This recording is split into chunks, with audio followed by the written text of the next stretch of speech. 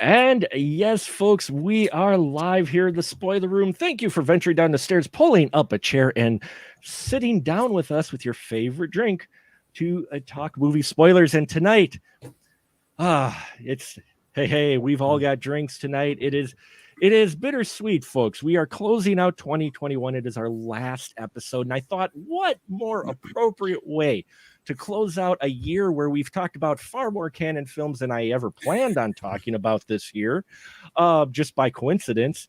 Why not close it out by talking about what the last film theatrically released by Canon Group called American Cyborg Steel Warrior, I believe 1993. And to join me, not only is my right-hand man, Mr. Ian Simmons here. Say hello, Ian. Hello, Ian. There you go. But we also have back with us friend of the spoiler room and author of the Canon Film Guide, Volume 1, soon Volume 2 to be released early next year. It is none other than Mr. Austin Trunick. Austin, thank you for coming back to talk about films. Hey, thanks for having me on the grand finale of the season. I thought it would be a great way to just close things out. Let's just say that way. And I was so glad you could make it. And tonight, yes, American Cyborg Steel Warrior, or American Steel Cyborg Warrior, depending on how you read the title. That was at the beginning of this film. But Ian, you get a reprieve. Mr. Austin, Thank God, Mark. I was hoping you would not do this to me. Austin, I'm sorry. You are the guest here, sir, and the Canon Guru. Please tell my fine listeners what American Cyborg Steel Warrior is about. Oh boy. Well, 17 years after World War III, after I forget the exact terminology. It was the big flash or the big boom or something. Nuclear war wipes out most of life on the planet and renders all humans sterile. And in the meantime, sometime in there, AI has taken over the world, and the robots that were meant to help humans go, and they basically start taking out all the humans that are left, or herding them into cities to just die out. And where our movie starts is there's an underground lab.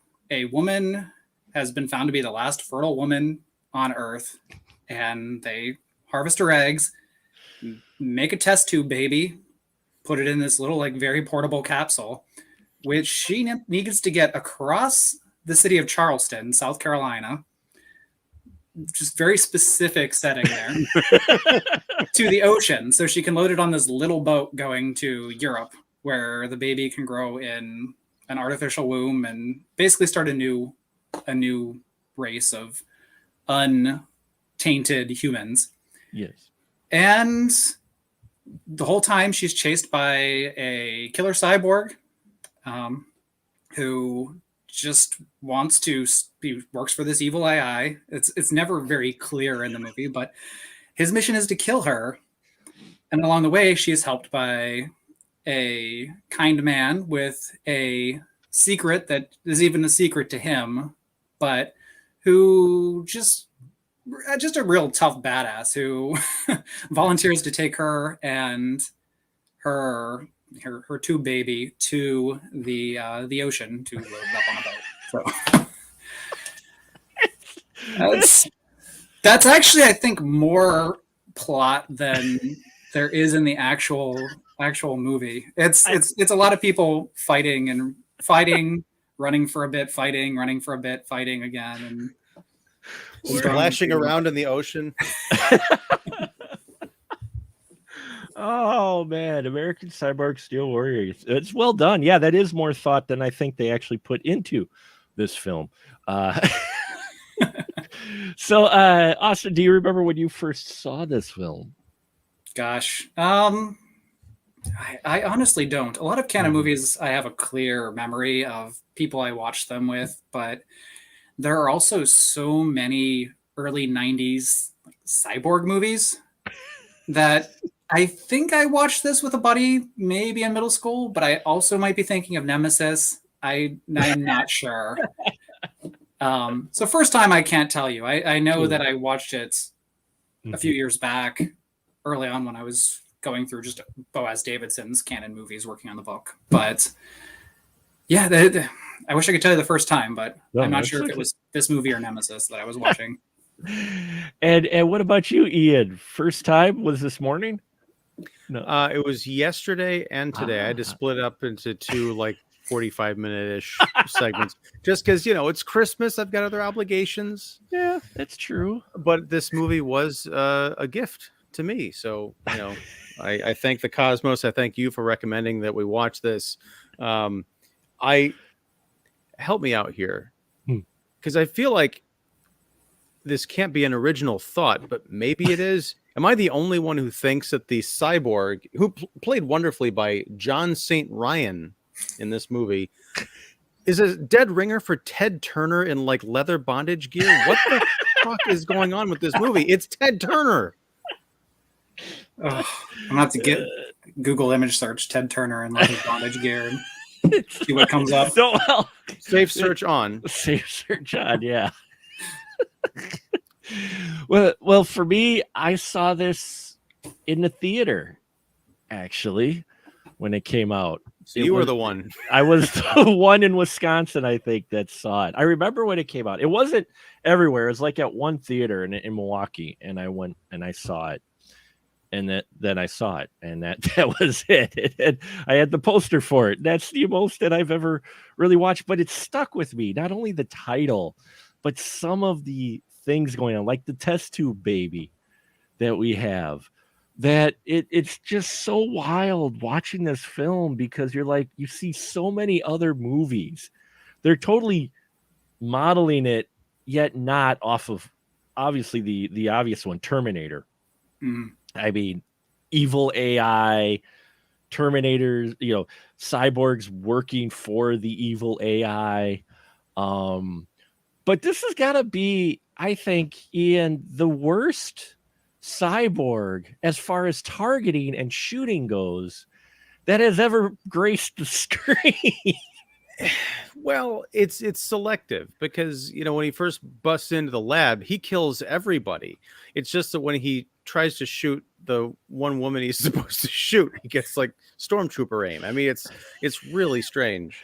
I don't know. I think what I'm curious about, and I don't know that we'd ever know, because the people who created the movies I'm about to mention would never cop to it, but Alfonso Cuarón and Mick G, who made Children of Men and Terminator Salvation respectively, there are ideas from those films in this movie. The idea of the Terminator who doesn't know he's a Terminator, the idea of all of mankind is mysteriously, well, I guess not so mysteriously in this case, there's nuclear war, but infertile. But then there's the one woman who needs to be get to a safe ferry to be taken across to Europe so that scientists can restart the human race. That's Children of Men.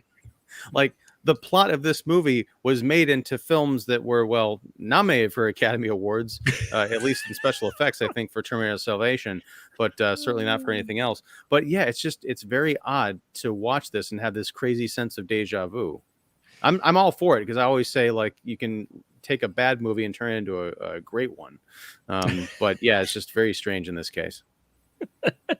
Now, Austin, what about you with our Terminator here? I mean, are they going for ripping off Arnold? I mean, it sure feels like it. I mean, thinking of canon at this point, they probably looked at a few marketable points. They've got some very cheap empty factories they can shoot in Tel Aviv. So let's make it a post-apocalyptic movie. We no longer have the rights to Cyborg, but we can call it Cyborg, and people still might think it's a sequel to Cyborg, so we can rip ourselves off in that way a little bit. And then, yeah, I think they saw Terminator and thought, let's make a Terminator character like our villain. And I think they probably just said, okay, here's the money, go do it. That was probably the three ultimatums they had. They actually, one of the things I came across while researching it, the funniest part to me is that most of this movie was shot in a chemical plant, a wrecked chemical plant in Tel Aviv that had produced a lot of detergents, a lot of industrial strength detergents.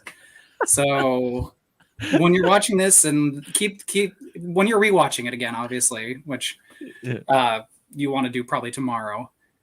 Oh yeah. Go ahead Yeah. and just keep thinking that they're in this like gross, soapy smelling environment. That's probably not safe for any of them.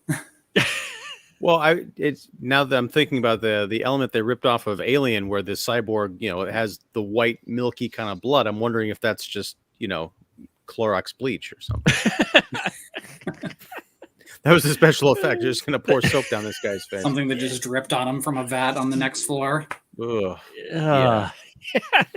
Now, Austin, I mean, it's put officially under the Canon Group. It's considered the last theatrical release of Canon Group films, but this wasn't Golan and Globus, was it? No, At this Menachem point. Golan was long gone at this Right. point.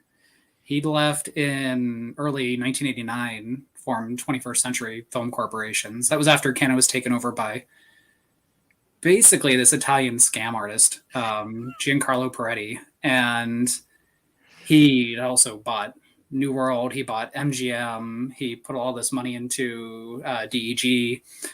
And there's a crazy, there's so many crazy stories that you can read about him, but part of it was he bought Canon. And Golan, I think he was, I guess, sort of pushed out, but also I think he might have seen the writing on the wall. He didn't want to be there anymore. So he left and formed 21st Century, which put out some fantastic films like the 1990 Captain America and some really beautiful stuff. The Night of the Living Dead remake, which I legitimately love. But actually, that's actually really good, surprisingly. Yeah. That's with the Tom Savini, right? Yeah. Tom Savini, and it's excellent. Mm-hmm. But yeah, Golan was gone. Globus was still there. This was produced by Global Pictures, which was actually Yoram Globus's sort of little production company. He made a lot of movies, especially in Israel, using their studios they had over there to produce them, and then Canon would pick them up and distribute them. Because at this time, Yoram had actually left Canon, become the president of MGM for a very short 9-month period, and then was fired from there and was really just sort of making these little low-budget pictures, which his old company would then put out for him. And see, this is what I loved about your book. And yes, I'm plugging the book, folks. You should check it out. But I love the book and just love the story of Canon. And I think people don't quite understand why many people have the fascination with this company, because it is crazy the path it takes, considering how most Hollywood companies play out. I mean, they're kind of, this guy, he bought out or whatnot. But the stories that you have in the book, and I can't wait for volume 2, are wild. And you look at this film, and this film reminded me of American Cyborg Steel Warrior, reminded me of like Full Moon quality, like what they were producing at the time, like with the music, the cheesy electronic synth they probably bought for cheap. The setting is you could tell they literally reuse like 3 set pieces in here, including this like alley with a fence. They visited at least twice. They reuse the sets, cheesy music, very small cast in front of the camera outside of what we get in the beginning. It kind of reminded me of Full Moon. I mean, was Full Moon maybe part to blame for Canon maybe falling behind and fading away? Because they were on their rise at this point. Well, Canon was really at this point just scraping by to survive. And I think that was more just themselves shooting themselves repeatedly in the foot over the course of the prior 6 years leading up to American Cyborg Steel Warrior. But yeah, at this point, they were making these really direct-to-video quality, and a lot of times they would send them out to theaters because they had contractual obligations to the people that they sold them to in other countries, to the cable companies that bought them, that these were theatrical films. They weren't direct-to-video films that they were buying. Right. American Cyborg Steel Warrior actually got a surprisingly robust release for the very end of Cannon's lifespan. I think it played in 45 states, which is incredible for a film from this period. But yeah, it was the last one. They actually they had planned to send Hellbound, which was the Chuck Norris movie. One of the same screenwriters for American Steelwork, Cyborg Steel Warrior, Brent Friedman, had written Hellbound, but they had actually meant to send that to theaters after this, and they sent out posters, promotional materials, but the movie never came because they had totally imploded by that point. So this ended up being, they didn't know it was going to be their Cannon's last hurrah, but it was. But it's so Cannon in so many ways. I mean, from the music to, I think part of what gets me with this film, besides the ever-growing shoulder pads of our Terminator, which am I the only one that noticed that? Like, his jacket would change from like he'd be poofy shoulders and then no poofy shoulders, and then he'd back to be poofy shoulders again, like in the same scene. It's like, what? It's that futuristic technology we can't even grasp right now, like how that works. But it just it's you've got the cheesy dialogue, you've got all these elements, the gonzo action scenes, which even though it's normally between these two individuals, the action sequences in here are interesting for the effects they're doing. I mean, they're doing practical effects in here as well. Ian, were you surprised by some of the practical effects for the budget that this film appears to be? Yeah, I mean, I had this thought watching this movie several times. Watching this thing, it made me feel like anybody can make a movie, but it also made me feel like making movies is really hard. Because as much as it and I mean this is a compliment though, because as much as there's the kind of these sets that are reused and it's obviously abandoned buildings that someone found, it's like, well, anybody could scrounge together a bunch of friends and equipment and go shoot a movie with what they have, and many people have done that to great effect. But then when you look at, say, some of the fight sequences, like there's the bit where our hero, and this is why I think our guest is really on tonight, Austin, the protagonist. I had forgotten until I rewatched the movie this morning, and I'm like, oh, they're gonna bring that up. As did I. I totally forgot. And I'm like, oh, hey. But Austin is fighting this mutant cannibal guy like on a rooftop, and there's like a fall down a shaft, and the baby fetus capsule is hanging in the balance.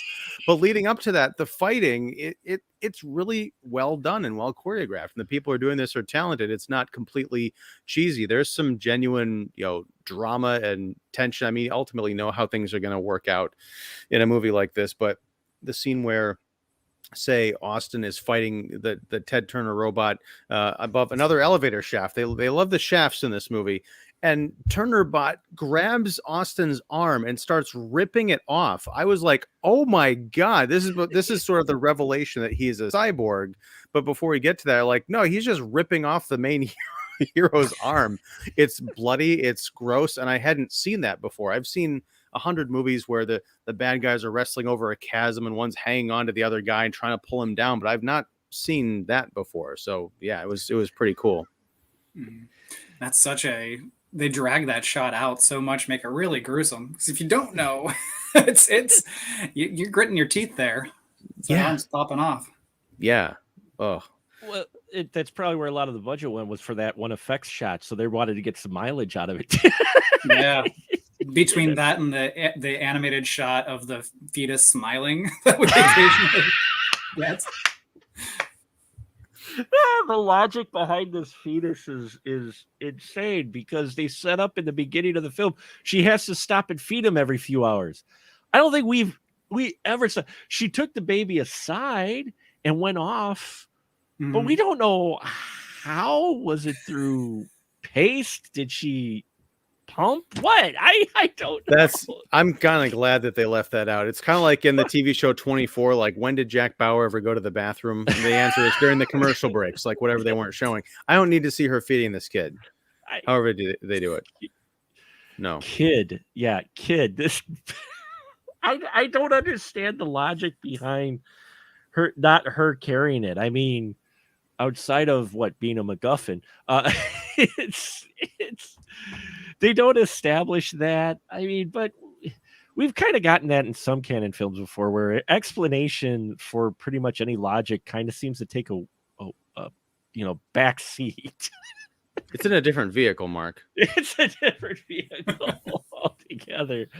But you don't care because he got a big cyborg and he's fighting, the guy who doesn't know he's a cyborg, which Austin, they spoil the movie in the title. If you think about it, if you're a sci-fi fan, American Cyborg, Steel Warrior, it's like, come on. Mm-hmm. But wait, let's pull over, Mark.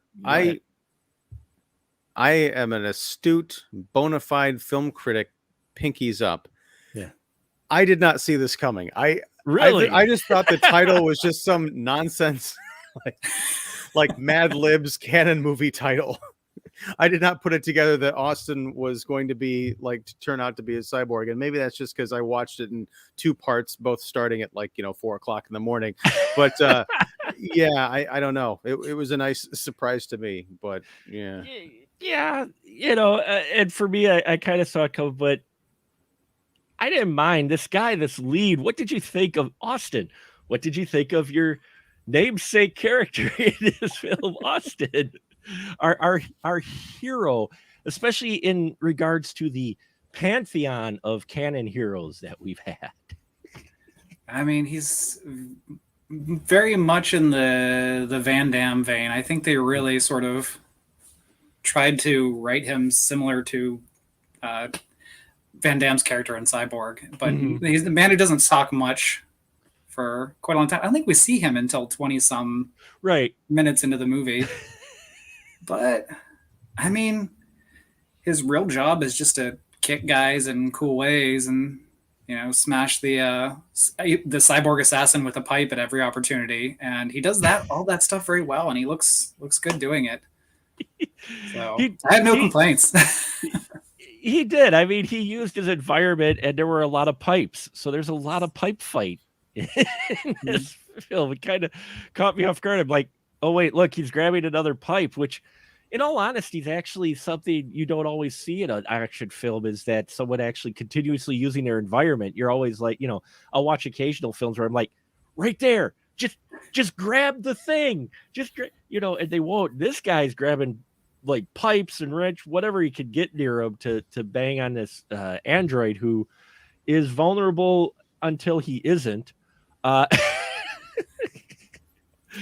like what is it, an anvil or something that falls on his head, and I had to rewind it because I thought the stream glitched or something. It does a freeze frame right as it hits the impact on his head. I'm like, what is that? And I went back and yeah, sure enough, there's this weird freeze frame. It's not even to catch a cool gore effect or anything. It's just there's a bad splice or something.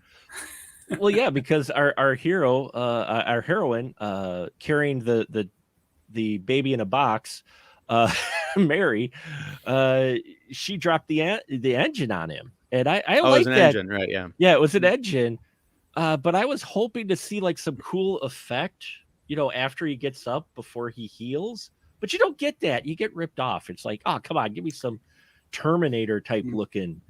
I mean, you got that at the very end. I would imagine that was too early in the movie for them to have an effect like that they would then have to carry on throughout the rest of the film. They can do it for one scene at the end on the beach where you see his face peeled away, but that other stuff that costs money. I did like the fact that even though it is a Terminator ripoff of, you see the eye, of course, the metal endoskeleton underneath the flesh. This appeared to be almost like a Cylon, one white strip of a visor underneath, running along both eyes. Instead of just 2 eyes, glowing red eyes underneath. I thought that was kind of neat. There are things about this movie, idea wise and design wise, I think are, much better than anything else going on in the film itself. For example, the idea that, as you mentioned in the setup, Austin, that these cyborgs were initially built to help mankind. In the Terminator mythos, I know they kind of fudged around with it in Terminator 3, that the idea of drones and stuff that we created would turn against humanity and kind of help blow things up. But the human cyborg killers, those were developed by Skynet after the war to be infiltration units. Hmm. The idea here, I think, is that mankind just developed cyborgs as, like probably like maids and stuff, and, ship's captains or whatever, that they were reprogrammed to take us out. I just thought that was kind of a neat idea, not something that was built after the war, but beforehand, and kind of maybe led to our downfall, which I also need to know. Maybe you guys have insight here. Why is Europe this like great place of sunshine and rainbows, where the biggest issue is like, oh, is the resistance big enough, and not, is the nuclear fallout killing everybody over there too? It's only 17 years. Nuclear fallout only lasts as long as the plot needs it to be. I guess so, because I was thinking, like, was it just America that got nuked? But no, it sounded like it was a global thing. But I'm like, how is Europe any safer to raise a child than the wastelands of South Carolina? I'll leave that to Austin. Any idea? Have no idea. Except our producers are from Europe. Well, they're from Central, from the Middle East, but still they're from not the US. So of course, anywhere not US is going to be better than the US, right? Well, you could tell they did their homework, because spoiler alert, when they do finally get to the ship and the French scientists are there hooking up the baby to their gizmo, they went really in depth on the French language. They say, oui, très magnifique, très bien. That's all they say. Anyway, yeah. Were you expecting more? I mean, it's just, it just kind of falls in line with the kind of like the low budget canon-ness of the films that I've come to know and love over the course of this year, because I've not had much exposure to canon prior to going on this particular adventure with you, and part of that, Austin, isn't thanks to your book, which Mark references at any given opportunity, and well deservedly so. But it just seems like I could just see the canon guy saying, yeah, we got European scientists, okay, they're going to be French because that says Europe. What can they say? Well, we're not going to hire a translator. Again, that costs money. What do French people say? Oh, très bien, très magnifique, oui. We'll just, okay, done. That's the script that we got the third act written already. What was really great about that scene too is you had the French guys and then the one American who stood out like a sore thumb when you had to actually understand what people were saying, because he gets the baby. He's like, oh, good, it's still alive. Like in the most, and then he somehow hooks it up to like this vacuum tube that's on the bottom instead of the top. And we watched the counter go down because, folks, they only had 36 hours before the baby could die in this tube, which it literally is. It's like a tube. If you ever seen Doctor Who, the 10th Doctor, when he walked around with the container with his hand in a container that with the bubbly water, that's what this is for the baby. But the baby doesn't like come out of the tube, or they don't put it on top of another tube and like a release valve. There's this flex tube leading to the container that the baby's supposed to be put in. And if you think about it, you're like, it's supposed to it travels around and then it plunk and it just This is one of the another thing that cracks me up whenever I think about this watching now is Glenn Kenny reviewed this when it came out for EW. And in his review, he talks about how he mentions that the baby's being carried around in that little vacuum thing you get at the bank. Yeah. Yes. And that's what they put it in at the end. And it looks just like one of those. It just sort of sucks it down and closes it up. They had they had to repurpose the technology they had. That's what it might have been, one of those things. I love that Mary, the entire time she's going around this movie, she's got the backpack, which contains the little life support unit. But at the top of that, I don't know if it's supposed to be a sleeping bag, but it's a damn yoga mat. Like, I have the purple yoga mat she was carrying around her in the apocalypse 10 feet away from me in this basement. I don't know what's going on in this movie. I don't think they knew what was going on in this movie. I mean, they hit all the post-apocalyptic tropes too, because at one point we run across a gang of cannibals, because when you have nuclear fallout, it breeds cannibals. Austin, what do you think of this group of cannibals that we get? the mummy cannibals or something too. They're all They're- wrapped up and Yeah, there's mummy cannibals, and then there's mutant cannibals who decide to string her up and then not eat the baby right away. I don't.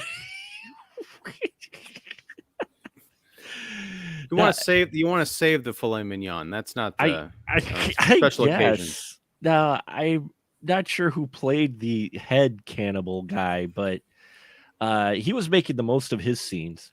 I mean, he Mark, gets we often talk about the difference between like 1990s movies and 2021. I was so taken out of this when the head cannibal guy like licks all along Mary's face. I'm like, what was that like? Was that rehearsed?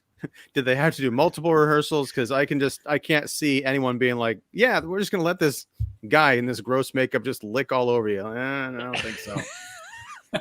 It is a canon film, though. Yes, So, yes, well, very true. yeah. distributed anyway. So you mentioned, Austin, they filmed this in Tel Aviv. Was the whole thing filmed then in Tel Aviv, the entire movie, or? Yes, to my knowledge, Wow. yeah, it was all filmed around in the same little area, and in extreme heat. I know it was extremely hot there while they were shooting it too. Which shooting in an old detergent plant probably was not pleasant when it was Well, 100 degrees outside. and we all know Canon was making sure that there was safety involved with all their. Yeah, were there any major accidents on this one, Austin? And not that I'm aware of. Surprisingly, I mean, there are very few canon movies there weren't accidents on, but I'm not. To my knowledge, there was not.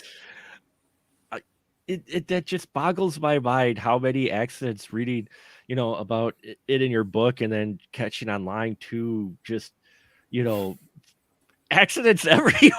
It's like, why would people still come to work for them? I mean, I mean, so many of these movies were shot overseas with non-union crews. So, I mean, some countries that you were working with people who maybe had experience from a local TV channel or something that hadn't shot movies before. Or, some of the you're just feel very fortunate when they shot something in, say, the Philippines, where there's an experienced film crew. We think of American Right. Ninja, because they had all been trained for Apocalypse Now. Like Mhm. they all worked on that, so they had worked on a legitimate, all the safety protocols imagined, and before they came to work Right. for a company that was looking to shoot something as fast and cheap as possible. But yeah, I honestly, I don't know. And some of these people come back too after they were hurt on the movies. You talk to some of these stuntmen and they talk about being carried out in stretchers and then coming back like 6 months later, once they could like walk normally again, to like fall off a roof in an explosion. And it's crazy. Well, we were talking about, Ninja 3 Domination last week and the insane stunts that they had going on with that one. And I'm looking, how did anyone not die? I mean, yeah, Steve Lambert, I mean, just a brilliant man, but in the stunts department, and just also a very safety oriented man. He knows you can get hurt, Right. and he's also not afraid of it. He's doing everything he can to make sure they don't, which is great. Yeah, you gotta admire stunt coordinators who have that mindset and that safety in the back of their mind. How far can I push it before it's too dangerous? Because you have so many people who, unfortunately, especially on canon movies, just don't didn't have enough safety in mind, and yeah, people got hurt, or people bad things happened. I guess money is just a big motivator. When they just throw money at you, you come back. I don't know. Well, now that I'm thinking about this, I mean, there was that scene where Mary runs into Carp, the character who it's suggested is a lesbian. I don't know. Anyway, Carp. All right, so but she runs into Carp later in the film, and is it acid rain? Is that what was going on there? Because she gets electrocuted by touching the running right up to the wired fence, and then all of a sudden there's like rain coming down. It's like hot, and they got to get out of it, and then she's pouring like water all over herself seductively. Now that I know that was in a detergent factory, I'm wondering if that was a Downy pour. But yeah, I had to do it, but just wondering what was in that water. Yeah. I don't know, because I think they had rain before and nothing was burning, but now we had rain again, and this time it's burning.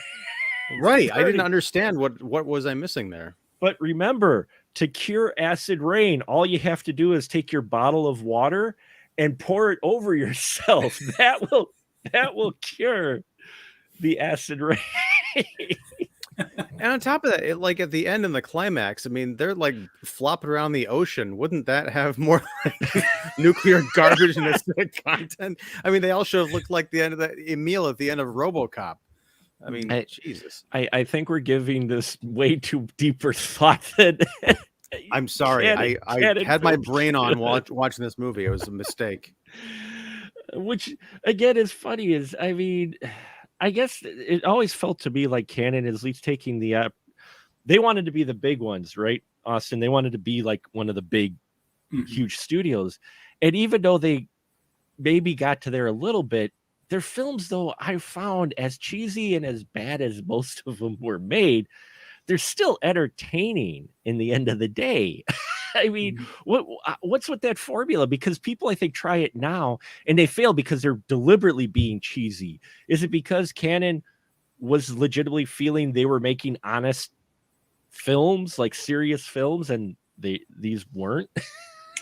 I think a lot of it has to do with the people that they hired to work with them. They really gave a lot of shots either to their two favorite types of filmmakers were the young, hungry guys who had talent, but had no opportunity yet. And you think of like Sam Furstenberg, who made some great movies on these low budgets.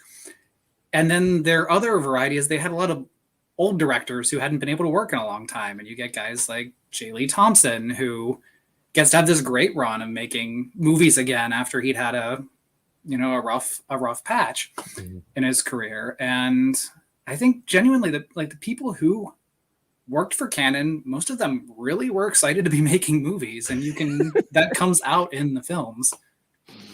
So yeah, I think that has a lot to do with it. Canon, I mean, as for like Golan Globus, like I think Golan loved making movies and Globus loved selling them. Yeah.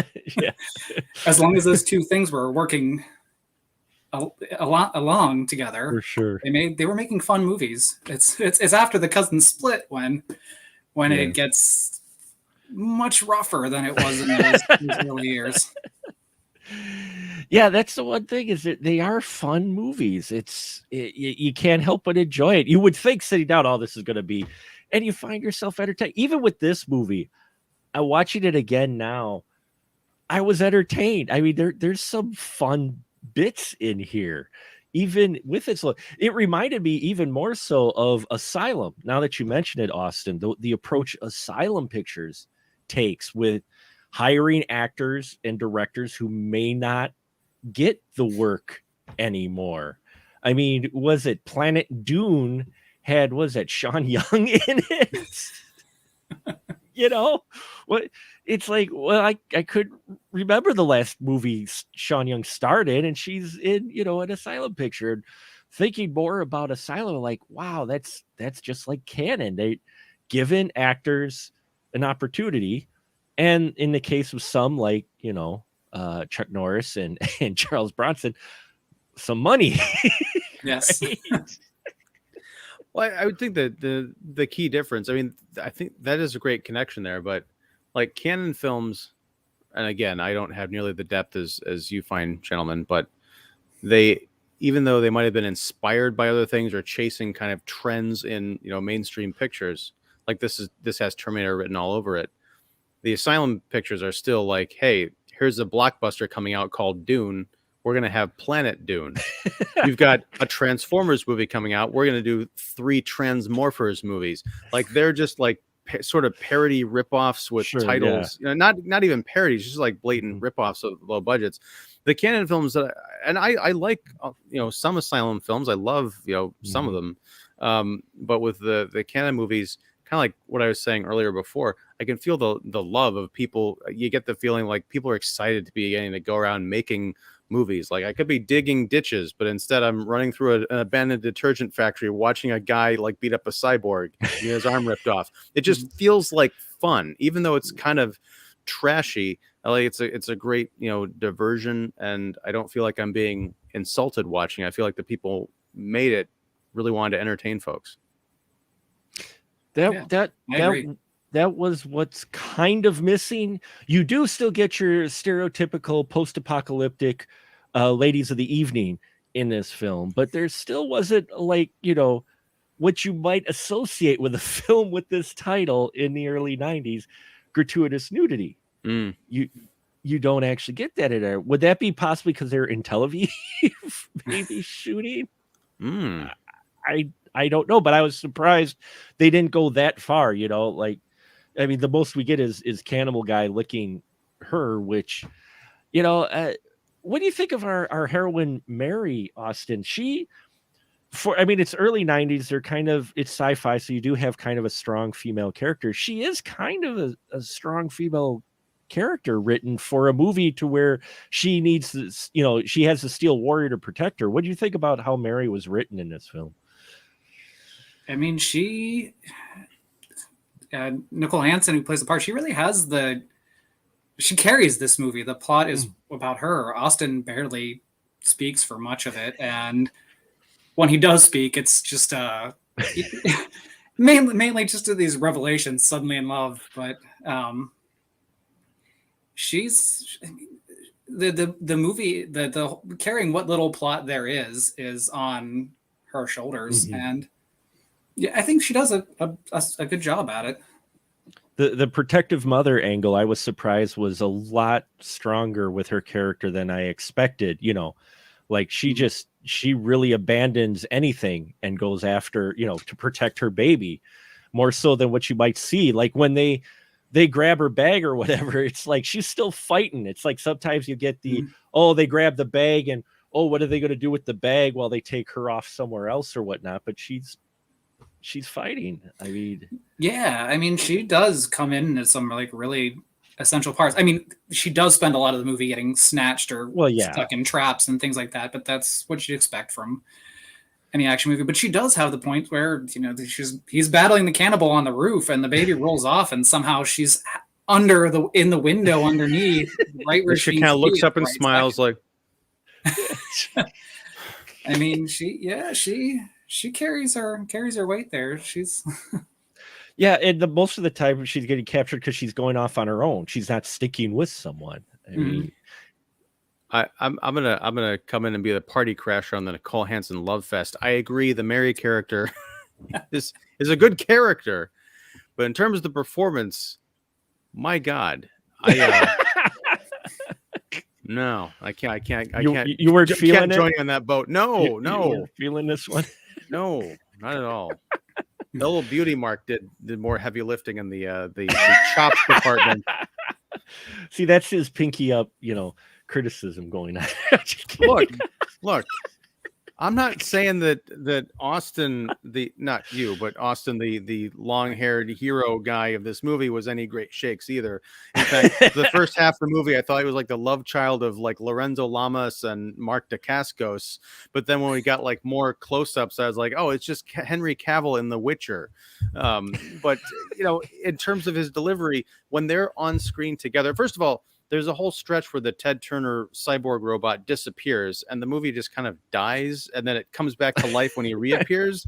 But when our two leads are together, you know, I get the feeling that they're coming from two different acting schools. He's like kind of earnest and sincere and intense, and she's just like, I don't know. I not quite Valley, but there's something very California about this performance that there's no way she survived 17 years of a nuclear holocaust. Well, no, we find out she was adopted. Remember, she was taken in by the science lab folks. So, and Yeah, that's but how she that was survived. during the 17 years of the nuclear holocaust, Well, Mark. yeah. Well, yeah. I mean, and she managed to still find some stylish clothes to wear, which when we first see her in the beginning, I just love that. Like everybody else is in lab coats and everything, and she's supposed to be like the first fertile woman, and they just did surgery. Like they've raised this tube baby, and yet she's dressed out like she's going to the club. In a red dress that was, or red outfit that was very reminiscent of Kristanna Loken's from Terminator 3: Rise of the Yeah, Machines. exactly. I found that funny as everybody else is in like lab coats or kind of dirty, because it's supposed to pop, but she's all like styling, and I'm just like, wait, what? And then we get baby puppet, which I don't get. The baby, that was the most disturbing thing. I was like, why? And it wasn't it an animation company that specifically did this, Austin? They're like credited separately. Yeah, they get a top credit right at the front of the film for their shots of that baby. Which tells you they probably didn't get paid, or probably only got paid a little bit for those shots, because they got that sort of credit at the top of the movie. But It's exposure. They're paying when exposure, right? You call it credit, I call it blame. I feel like there's like fine type, like for all complaints, please write to.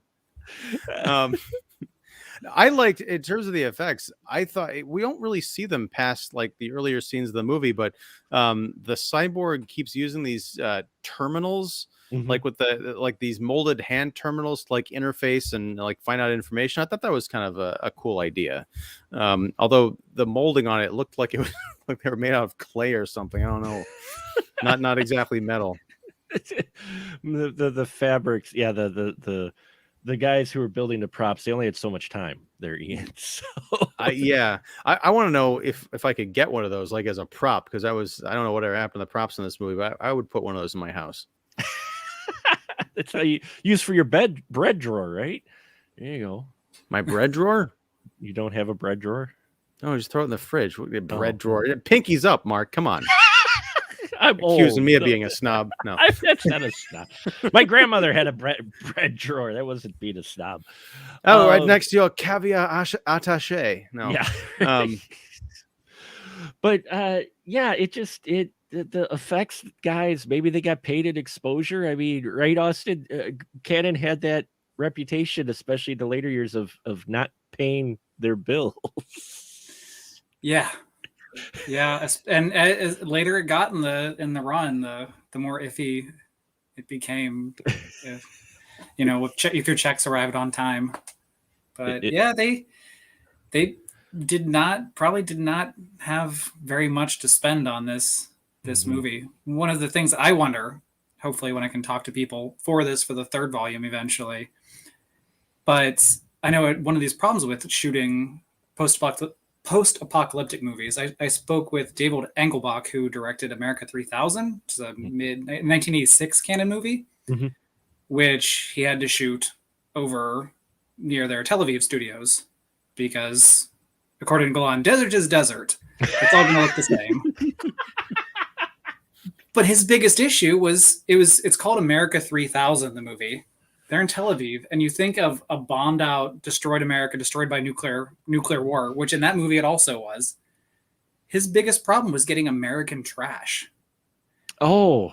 And if you want to have like bombed out cars, they're not going to be American cars that people are going by. So you only see like one van in this movie, and I think maybe it's a Volkswagen or something all over the world. But his original idea was to have all of these iconic logos and like billboards that they could use that were burned up, and they couldn't get that because it was too expensive. You could bring in 200 horses for a scene, a cavalry charge, but if you wanted to get a wrecked Cadillac, it was too expensive for Canon to send it to you. And that's why I think it's funny in this movie. I was what I was watching for, I'm like, what tells us this is America? Like, we get the license plate at the beginning. We get the zoom in of the license plate that's Charleston, South Carolina, sets up a very important setting. Which was also the setting of like the second half of the movie Cyborg, which is this reason they chose it for this. I'm sure, but the other thing was just an American flag hanging in whatever that weird bunker or bedroom that Austin had, and he took her to for a while. There were And a couple of those in there, a couple of flags Yeah. in different places. Yeah. But you think of like, it's only been 17 years since America was destroyed. This would look, a little more like America rather than the inside of an Israeli soap factory. It doesn't. No, it doesn't. Society took a turn real quick, apparently. I'm just curious whether they had the same issues where it's, Right. Let's get some American props. No, it's too expensive. Empty warehouses are empty warehouses. But like dirty factories are dirty factories wherever you go. Just ocean is ocean. Ocean is ocean. Just don't show the mountains behind you. There you go. Right. like it was at Rumble in the Bronx, and you had mountains in the background. It's like, I love you, Jackie Chan, but that is not the Bronx. Yeah, wasn't there a Steven Seagal? Was it Hard to Kill? It takes place in Chicago, and there's like palm trees and mountains in the background for the big casings. Yeah, there was. They didn't have. You point out a good point, Austin, because I talked on another podcast with a friend who loves Cyborg. Just Jean-Claude Van Damme. Mm-hmm. And it makes me wonder if this was at one point supposed to be a script to be a sequel, like a direct sequel for sure.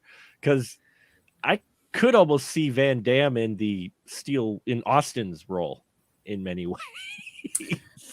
Well, so Canon, for a while, and then in the early 90s, they were pushing a Cyborg. I'm gonna grab something. Unfortunately, our audio listeners aren't going to be able to see, but anyone on video. They were trying to sell Cyborg too. Look at that poster. That's beautiful. Yeah, it's one of their sales ads they would have taken to the different markets, to Cannes, to MIFED and things like that, to try to sell the film. But then by this point, they were so in such financial dire straits that they sold off the rights to Cyborg. Wow. Or I don't know what they got for it, but there ended up being a movie, a Cyborg 2, with Angelina Jolie. Yeah. A very early role from her. And that was not supposed to be a Cyborg movie. That was a movie that was already completed. And the people were like, we need to get better exposure for this. So they went and approached Canon to buy the rights to Cyborg, and they inserted some flashbacks at the beginning of the movie. So it's something Canon would have done to another franchise, 10 years earlier, but by this point it was happening to them. So it all comes around, apparently. it wouldn't have surprised me if this was at some point in the development process or even in the ideas phase meant to be. But I think also they're crafty enough. Yoram Globus probably thought, we can still call it Cyborg. We can still put Cyborg in the title. There's no reason that we can sell it in the same way. We can make our marketing look like our prior film. And it's a shame that I love Boaz Davidson as a director. He's a director that has two very interesting modes. He can make these very personal films like Lemon Popsicle and remade as Last American Virgin, but he's also somebody who can just take a job. They need somebody to direct Hospital Massacre, and he's available and he'll do it.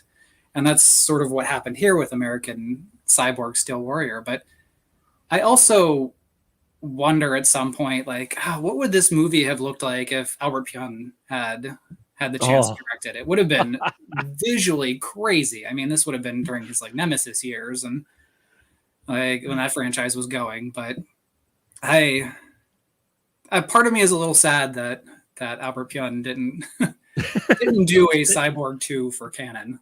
I guess that's what I'm getting at. That would have been amazing. I would have liked to see that, because Cyborg is just that's a whole nother film. It's like, wow, and that's what I like about Canon especially, but even some other independent studios that aren't quite. They're always just looking for something different, and Canon always felt like whatever you're gonna get, it's it's gonna be interesting, especially if they made it proper. And Cyborg, yeah, is crazy. That film. And this one I could definitely have seen. I would have loved to seen Pune take even this one on. This would have been fun for him, I think. It feels like, if you read the description, if you just read like dialogue from the script and the premise, it feels like an Albert Pune movie. It's just missing that sort of like extra level of craziness that would have come with that. Yeah, you would have had like the Cyborg, like see more parts of him or something, Mhm. But although I gotta say, the disemboweling of the Cyborg at the end, as he's like having his parts ripped out of him, and there's like almost like this long umbilical cord that Austin is pulling on. I mean, that was, again, that's something I've not really seen before, because usually when someone like you punch into a robot or something, you see the hand go into the stomach and that's kind of it, and they short circuit and they fall over. This, you really get the sense that there's work to it, because he's this unstoppable killing machine, which means he's not going to stop until everything is like stripped out of him, and that's essentially what we see. Oh yeah, we see that here. Well, you also get the part later on, because he ends up cutting our Terminator's, yes, we're just calling him that, our Terminator's arm off, and it's sitting there, and he had his arm ripped off, and it just good. Luckily, it was the one he needed. That he cut off the right arm, and he had the right arm cut off, so it wasn't this awkward thumbs on the wrong side or whatever. That would have been great, like fighting with a backwards arm attached to. That's already the best idea that they could have used. They would have had to do shoot bad something guys like, in front and back. Yeah. Gosh, what was the horror movie that came out this year with the backwards Malignant? monster? Malignant. Yes. So they would have had to do something like that with slapping him behind him, walking around like that. But he sews the Cyborg arm back, his enemy's arm onto his arm, and I'm like, okay, I didn't expect that. I'm watching this type of film, and I'm like, oh, he's going to walk around with a stump or something, or stick a pipe, because there's plenty of pipes on the arm. But he actually pulls like a Sally from Nightmare Before Christmas, and he sews up the arm again, and he uses it. And they don't do a thing like, oh, since he has his enemy's arm, his enemy can control it or anything. You just got now a bad guy arm, That would have been interesting. I was wondering if they were trying to do something with like nanotechnology, because at one point Mary remarks that Austin's wound is healed or something like that. So I just thought that like the little nano critters were stitching him back together, and that's what I kind of thought was going on with the arm. But no, he was literally sitting there like sewing. I don't know where he found that equipment, but it was a good effect. And I also like the fact that our Terminator, when he shows up later, has like a fully regrown, it's like a black arm that I guess that he just generated somehow. Well, an idea. And again, a lot of neat ideas in this. That my wife was sitting in a living room with me, half watching. She was like, yeah, and we're still married, so there you go. We're sitting, I'm watching this, and she's just shaking her head. She looks up every so often. She goes, why are they trying to kiss? Every time they try to kiss, the Cyborg guy shows up. They're like, if they would not do that, the Cyborg guy, because it was like every time they tried to kiss, all of a sudden bad guy shows up. That'd be really funny if they were trying to like trap the Cyborg, but they didn't know where he was. They could just like lean in to kiss each other, and then he would bust through the door. And then the bucket of water falls over onto him on the top of the door. American Cyborg Home Alone warrior. Yeah, there you go. Well, yeah, I mean, it's not Shakespeare, but it's still entertaining, I think. That could go on the poster. It's not Shakespeare, but it's entertaining. Especially for, especially the way this ends. We literally get Mary doing the dramatic as she had to have been directed that way, grabbing the boat and just leaning kind of forward as it drives off, and she's just all epic pose as she's driving away, and not like, she's just like, and then the music, and he just walks off. I've got to go help the other people. Never mind the fact we've never, though, at the end of the film, I still don't know what RZB is. Oh, that's the radiation medication or whatever to They never basically. took it, though. They were supposed to be I think he going through takes a hot little. spots. He takes a shot of one of the pills at some Oh, point. does he? I didn't even notice. But they were supposed to be going through hot spots and taking it regularly, and she still had like a pocket full of pills. I by the end of this movie, I'd forgotten all about the RCB. Well, because that was the motivation of having Steel Warrior guy with her, and she was going to give him all the RZB he wants, because he for some reason believed she was a dealer. I like that they, another movie this reminded me of was Streets of Fire. You got some of the same character dynamics. Carp, it could be argued as sort of the Amy Madigan character of this movie, but at the end, you've got the lone hero who says, "Okay, you got to go off and live your life." Instead of she's not a rock star in this case, she's the mother of the savior of the world, but he goes off to be alone. But in their parting conversation, he says, "I know the system. I can beat them." He's going off to save society, save America, basically from the machines. I want to know how he knows the system. He just found out he was a damn cyborg. What is he going to do? You have to wait for American Cyborg Steel Warrior 2. Yeah, and I'm sure they expected that to follow immediately. Because why not, right? I mean, this one, I'm sure they had money. They figured they were printing money. They were like, yeah, we got this. Terminator 2's coming out. It just came out. Terminator 2 just came out. Cyborgs are big. But they did kick off. Canon did kick off the ninja craze, which, Austin, I was very surprised to read about. Never even thought about till I read it in your book, Canon Film Guide Volume 1. Pick it up now, folks.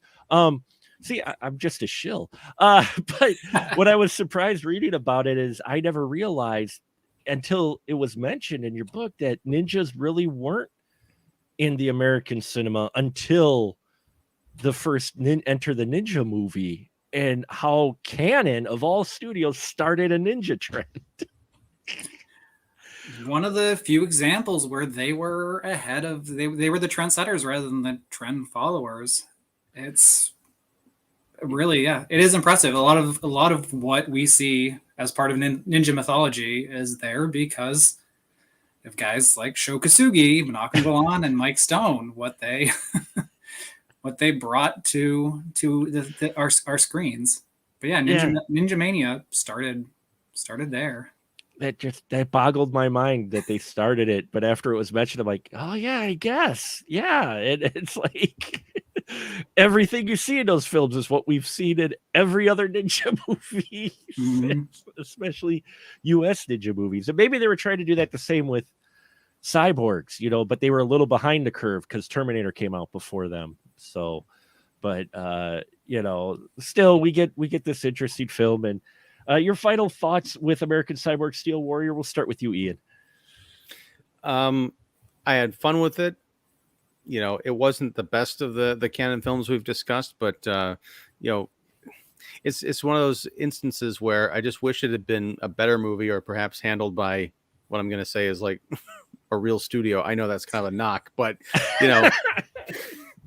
because I think there's some cool ideas in here. And Mark, I sent you a picture of what Ted Turner looks like. I don't know if there's a way you can share that on the screen or post it later, but I mean, you got to get a side by side of that and the robot from this movie. It's amazing. I'll see if I can. I'll send the link later to Austin. I'll send that to you. All right. And speaking of Austin, first, thank you for joining us. And your final thought with American Cyborg Steel Warrior. Well, I do think this is a very, very appropriate note for Canon to go out on.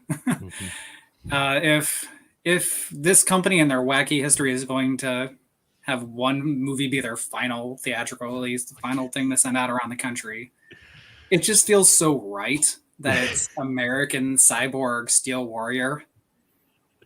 The only thing they could have added, American Cyborg Steel Warrior Ninja Breakdance Force. Like, that's the only thing that would have made this a more appropriate Canon title. We've got to make that movie now. American Cyborg Steel Warrior Ninja Breakdance Force. There you go. That should be the name of the Canon Film Guide Volume 3. There you go. I'll keep that in mind. Well, there you have it, folks. Ninja American Cyborg Steel Warrior.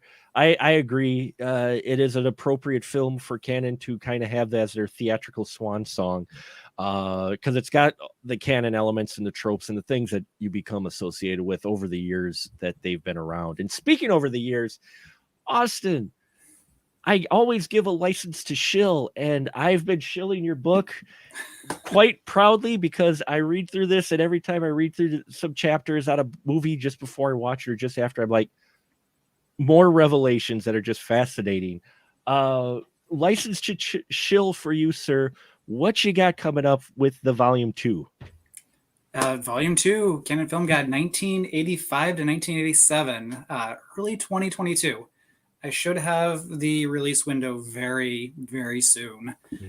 But yeah, it covers only 3 years, but it's a gigantic book. Canon was extremely prolific from 85 to 87. This is the time when they were shooting to put a movie into theaters every weekend of the year, and they almost pulled it off in 86, which is just crazy.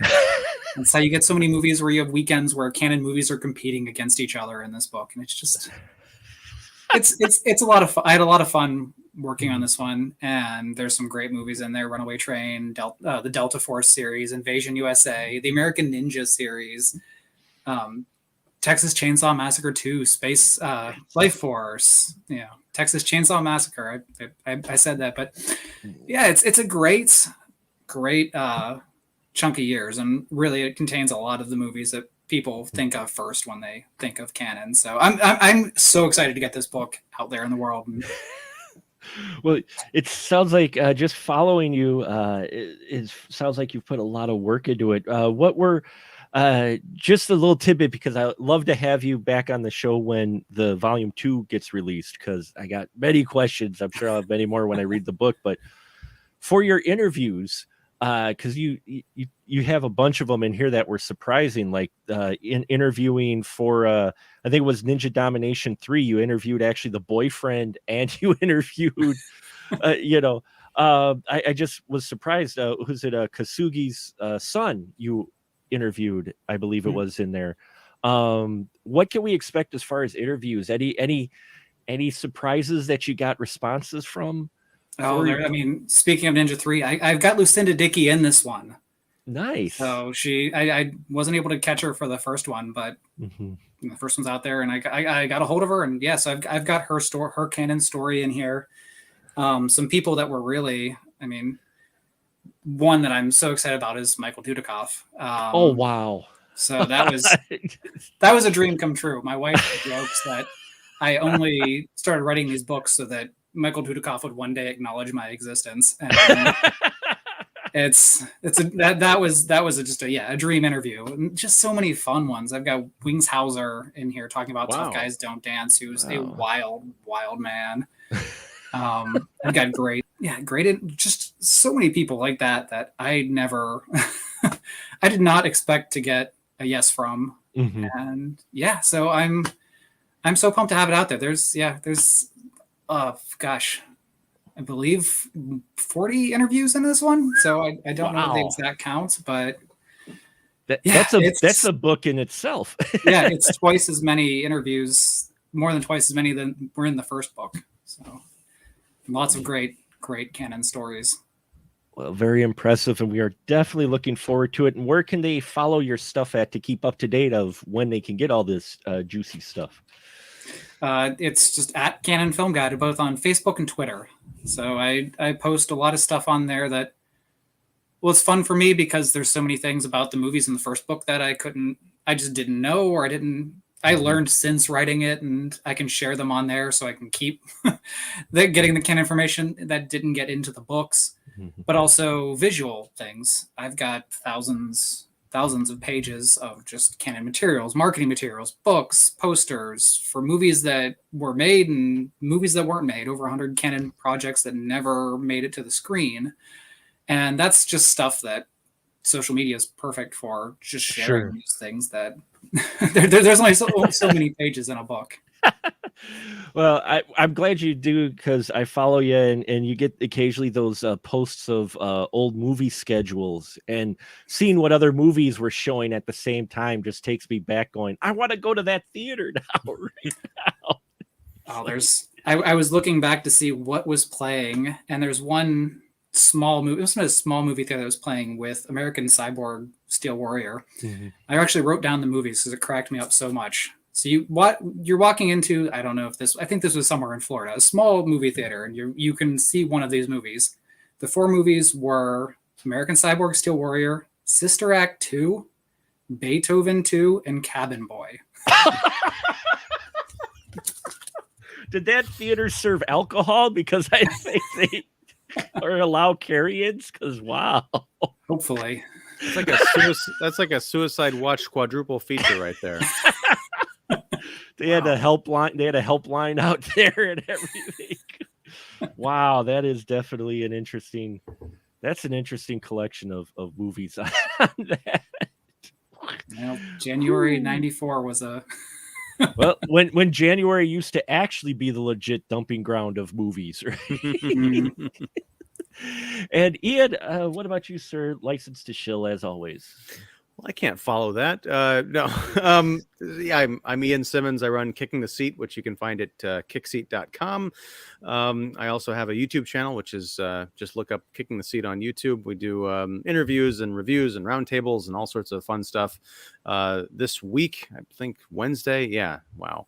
We're doing starting a new live stream series covering the Book of Boba Fett on Disney Plus. So that'll be Wednesday, the 29th. Is that right? Maybe that, yeah. Yeah. At 8:30 p.m. Central. So coming over, we'd love to have people check that out. And yeah, that's my deal. And I want to thank our special crew member tonight, Austin. Thank you so much for being in the spoiler room with us. Thank you so much for having me. This is a blast. Yeah, thanks, man.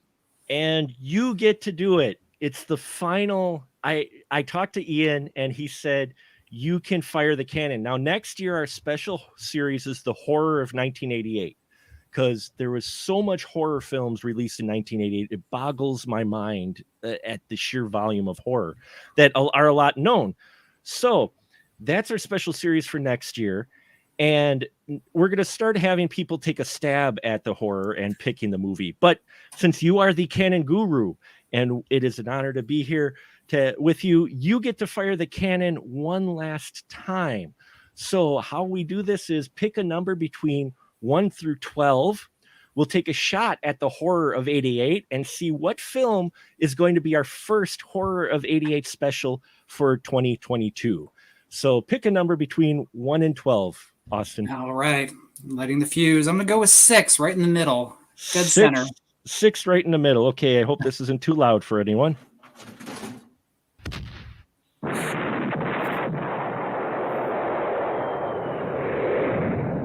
In true canon explosion, and wow, number 6, we are kicking it off with Nightmare on Elm Street 4, The Dream Master.